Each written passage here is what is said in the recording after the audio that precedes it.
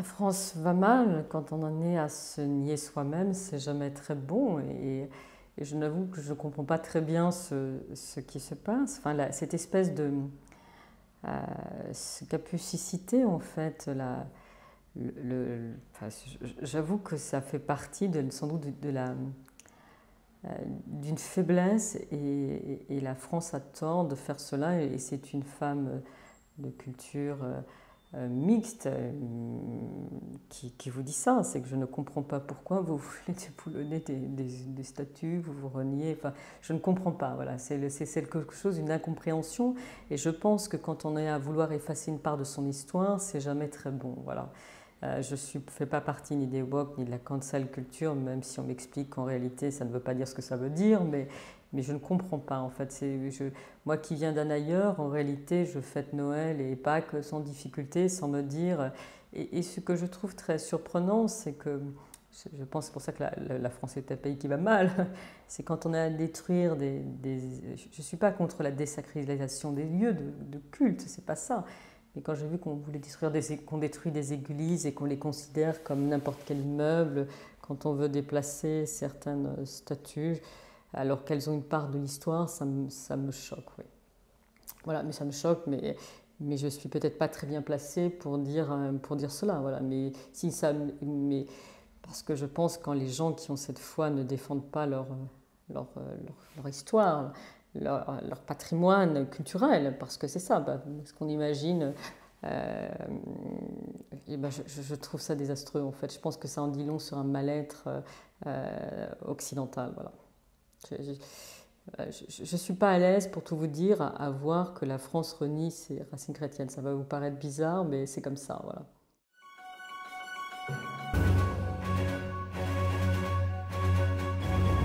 Il y a une vraie trahison de la France sur la question du voile. Il y a une trahison au regard du sort de ces femmes et de ces hommes qui, au prix de leur vie, on pense évidemment à l'Iran, mais on peut penser aussi à l'Arabie Saoudite, à l'Algérie, à l'Afghanistan, perdre leur vie pour pouvoir ne pas avoir à se couvrir la tête d'un voile.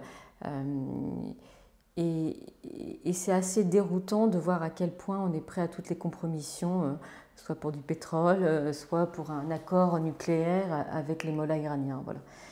Et ça, je trouve qu'il y a quelque part, autrefois, il y avait cette idée de porter des valeurs universalistes, d'égalité, et que la France aujourd'hui est totalement effacée en fait.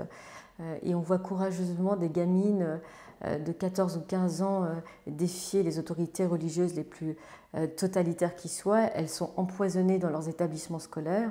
Et en France, vous avez l'effet inverse où on explique, on ose faire des comparaisons.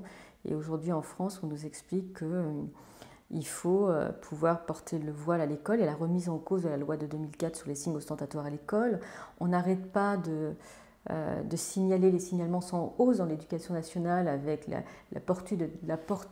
fait que les jeunes filles portent des abayas, donc des longues robes noires qui cachent tous les vêtements. Alors vous avez même sur TikTok les stratégies pour contourner la loi qu'avait voulu Jacques Chirac après la commission Stasi. Et on voit bien que les revendications sont à contre-courant de ce qui se passe ailleurs dans le monde. C'est-à-dire que la France apparaît comme un pays conservateur au sens que des femmes demandent, ou avec des hommes, de porter, soutenus par des hommes, de porter le voile dans les cadres d'activités sportives. Vous vous souvenez de cette tribune qui avait été publiée, notamment signée par notamment Éric Cantona et Lilian Thuram pour soutenir les hijabeuses. Je me suis dit, pourquoi il n'y a pas aujourd'hui des tribunes pour soutenir les femmes iraniennes ou afghanes et qui, elles, sont privées des droits les plus élémentaires et qu'on essaye d'achever. Voilà. Et donc, je me dis, il y a quand même quelque part une espèce de distorsion dans les valeurs qui sont les nôtres, parce qu'en réalité, ce signe qui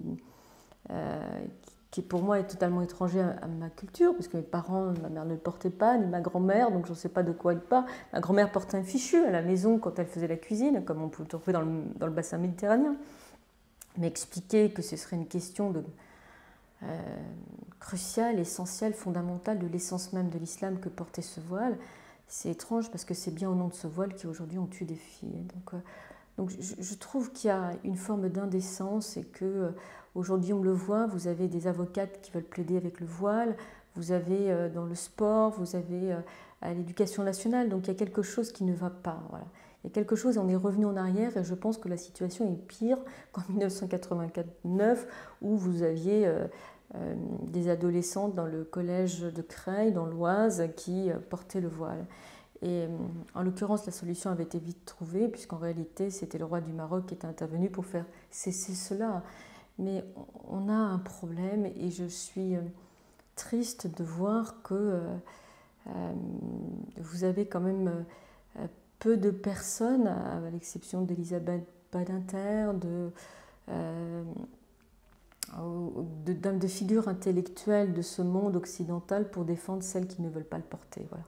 Et je trouve qu'on trouve plus facilement comme la prix Nobel de littérature, Annie Ernaux, qui va signer une tribune pour défendre celles qui portent le voile, mais pour trouver celles qui refusent de le porter au prix de leur vie, vous en avez quand même un peu moins. Voilà. Et c'est en cela où je me dis qu'il y a une forme de trahison de la France à l'endroit des femmes.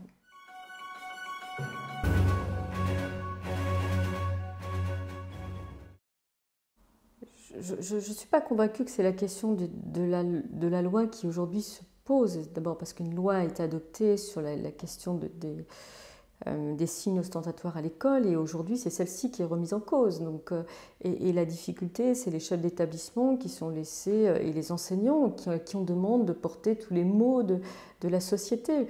Le vrai drame, c'est ce repli communautaire, c'est l'idée quelque part que la République ne porte plus des valeurs qui fait sens et qui permet à un groupe de s'unir. Aujourd'hui, le repli est d'abord auprès de cette reconstruction identitaire, parce qu'on est dans une forme de mytho-histoire, pour citer Mohamed Harkoun, mais je crois que c'est davantage, on n'a pas besoin de texte en plus, il ne faut surtout pas prendre de texte en plus. Je pense que c'est l'abandon de la République. L'idée de... Si on veut faire un parallèle, c'est que quand ce propre pays renonce à sa propre histoire, comment voulez-vous être capable d'imposer des valeurs qui sont celles inscrites dans la Constitution, celles qui ont été ratifiées par le peuple, qui sont le fruit de plusieurs siècles de combats depuis les philosophies des Lumières. Voilà. C'est ça qui est assez déroutant. Voilà. Moi, je pense que c'est parce que la France a renoncé à défendre ses valeurs qu'aujourd'hui, vous avez de plus en plus que les digues ont cédé. Voilà. Là, je pense que les digues ont cédé et que voilà, comme l'histoire se répète mécaniquement comme une idiote, eh bien, voilà, on va se retrouver dans la même situation que 89. On se retrouve dans la même situation, mais je pense en pire.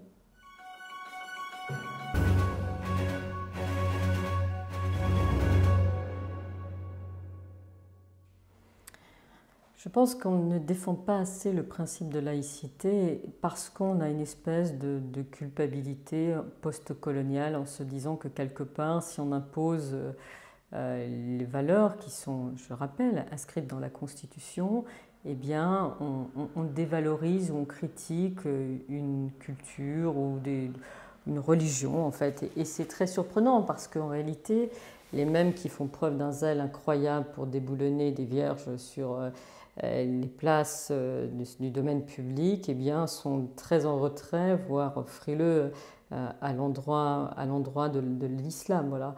Et c'est cette espèce de laïcité à géométrie variable qui n'est pas acceptable. Elle devrait être la même pour tous, elle ne l'est pas.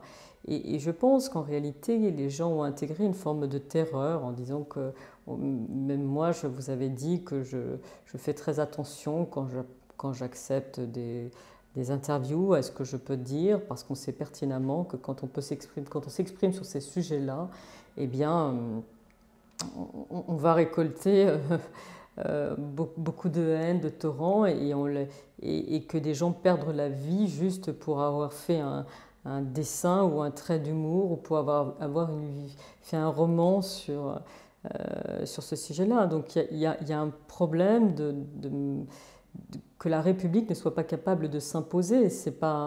On n'a pas demandé l'autorisation ou la compatibilité d'une religion, c'est la République qui doit primer, point barre. Je ne comprends même pas l'idée que voilà, la République doit triompher et elle est seule Et voilà, à partir du moment où on accepte qu'il y a un espèce de corps intermédiaire entre le citoyen et la République, ça conduit à ce que l'on voit un séparatisme qui est dénoncé par le chef de l'État qui a peut-être un peu abandonné ces sujets-là. Voilà.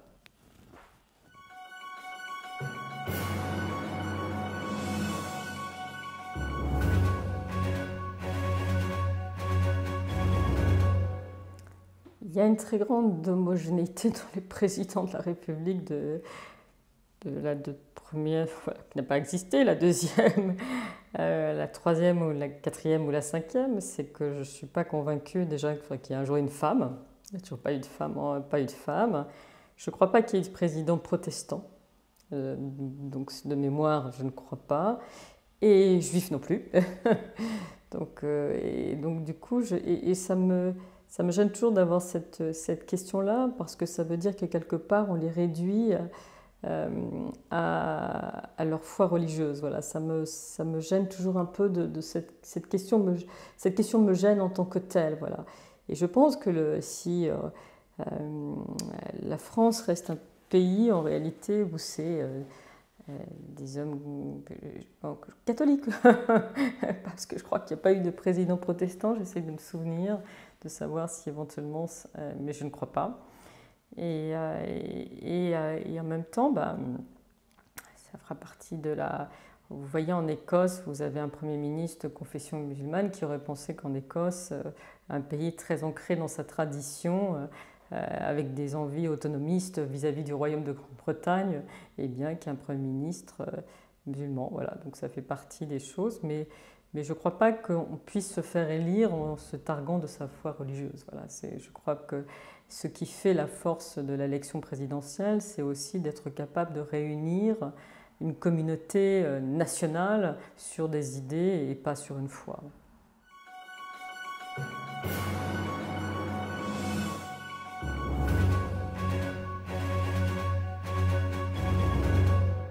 La question d'abord de l'État islamique n'est pas mort. L'État islamique renaît de ses belles cendres en réalité en Afrique, et on oublie que si l'État islamique a partiellement échoué, ou pour ne pas dire échoué totalement en Irak et en Syrie, en ce moment au Mali, au Niger, au Burkina Faso, au Nigeria, il y a encore des centaines de personnes qui ont été victimes d'attentats islamistes, des milliers de personnes ont été déplacées, le retrait des troupes françaises a peut-être fait oublier momentanément ce qui se passe en Afrique, mais à quelques heures d'avion de Paris, vous avez en tout cas un incubateur à terrorisme qui tue des gens dans une forme de grande indifférence.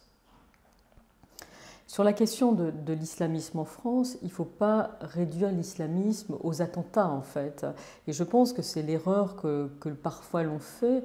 D'abord, je rappelle qu'on commémorait encore il y a quelques jours, quelques semaines, l'attentat contre Samuel Paty, c'est-à-dire l'exécution en France d'un enseignant pour son cours d'instruction civique.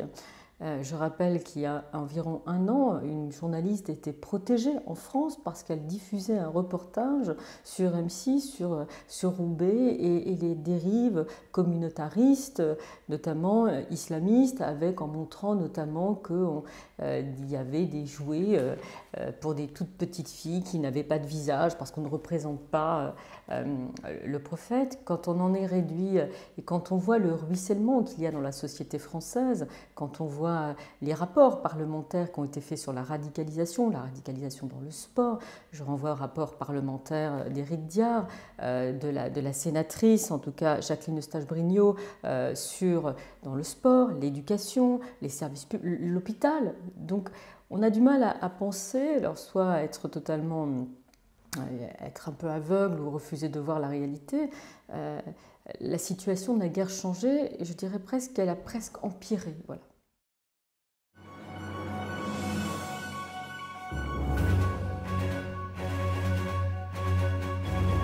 Comme Boualem Sansal, mais avant lui, en fait, Mohamed Harkoun, au lendemain des attentats de septembre 2001, dans un ouvrage avec Joseph Maïla, avait expliqué qu'il fallait voir l'islam pas de manière atemporelle, en historique, il fallait le voir en tout cas dans sa réalité, y compris avec ses dérives. Voilà. Et je pense que ça c'est important parce qu'on a souvent une vision sublimée, idéalisée de ce que peut être l'islam pour éviter de regarder en face ces pires dérives. Voilà. Et je pense qu'en disant cela, c'est terrible parce qu'on sait très bien que juste il y a encore quelques années, de dire cela peut vous conduire en tout cas à vous mettre une cible sur vous. Voilà. Si vous expliquez qu'en réalité, même au temps de ce qu'on appelle l'islam des Lumières, eh bien, il y a toujours eu, on sait très bien ce qui est arrivé à Averroès, et qui a été banni, les autodafés, eh bien, vous êtes suspecté d'islamophobie, on vous menace et on peut vous traîner dans la boue, ou pire, on vous menace de mort. Voilà. Et c'est pour ça que c'est très. Je pense que c'est un tout, voilà, et que Boualem Sansal et bien avant lui Mohamed Harkoun avaient raison de voir l'ensemble, parce que sinon on ne comprendra pas ce que disait Metteb, c'est-à-dire la maladie de l'islam. Voilà. Et donc ça, je crois que c'est important de le faire, sachant que même de dire cela peut conduire en fait peut vous conduire en fait aux pires choses. Voilà. Je ne sais pas si c'est. Aujourd'hui, on est dans une situation dans laquelle on ne peut pas débattre ou expliquer ou critiquer ne serait-ce la pratique religieuse de l'islam sans être taxé d'islamophobe, d'être traîné devant des tribunaux, d'être traité de raciste, d'être traité. Et ça, c'est le plus grand drame des États de droit occidentaux qui ne sont pas capables d'assurer la liberté, sans parler de délit de blasphème, le droit à la critique scientifique d'un texte. Voilà.